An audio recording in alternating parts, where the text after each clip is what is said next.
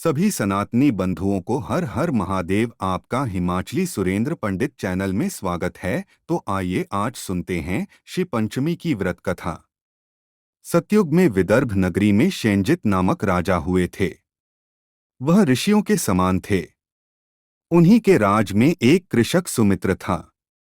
उसकी पत्नी जयश्री अत्यंत पतिव्रता थी।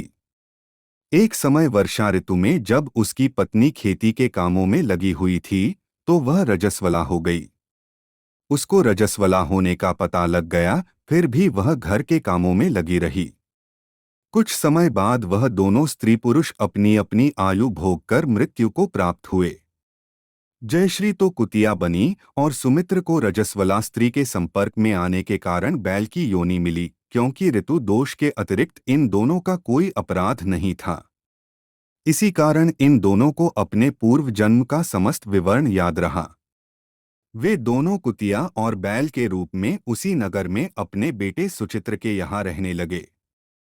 धर्मात्मा सुचित्र अपने अतिथियों का पूर्ण सत्कार करता था।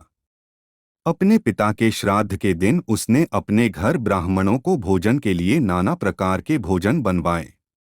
जब उसकी स्त्री किसी काम के लिए रसोई से बाहर गई हुई थी तो एक सर्प ने रसोई की खीर के बर्तन में विष वमन कर दिया। कुतिया के रूप में सुचित्र की मां कुछ दूर से सब देख रही थी।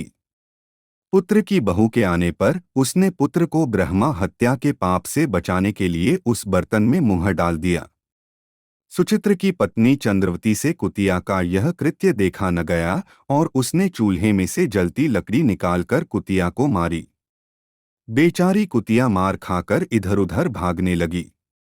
चौके में जो जूठन आदि बची रहती थी वह सब सुचित्र की बहू उस कुतिया को डाल देती थी, लेकिन क्रोध के कारण उसने वह भी बाहर फिकवा दी। सब खाने का सामान फिकवाकर बर्तन साफ करके दोबारा खाना बनाकर ब्राह्मणों को खिलाया। रात्रि के समय भूख से व्याकुल होकर वह कुतिया बैल के रूप में रह रहे अपने पूर्व पति के पास आकर बोली, हे स्वामी, आज तो मैं भूख से मरी जा रही हूँ। वैसे तो मेरा पुत्र मुझे रोज खाने को देता था, लेकिन आज मुझे कुछ नहीं मिला।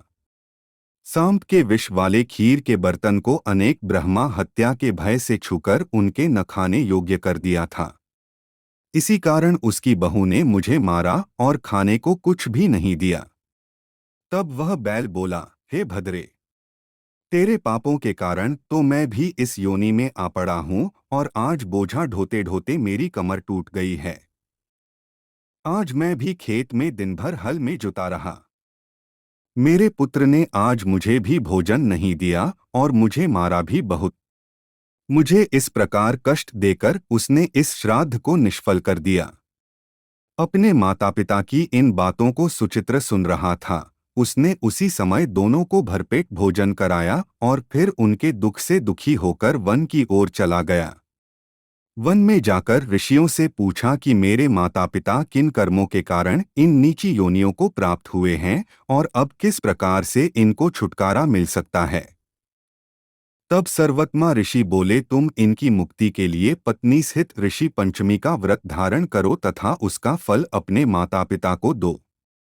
भाद्रपद महीने की शुक्ल पंचमी को मुख शुद्ध करके मध्याह्न में नदी के पवित्र जल में स्नान करना और नए रेशमी कपड़े पहनकर अरुधंती सहित सप्तऋषियों का पूजन करना।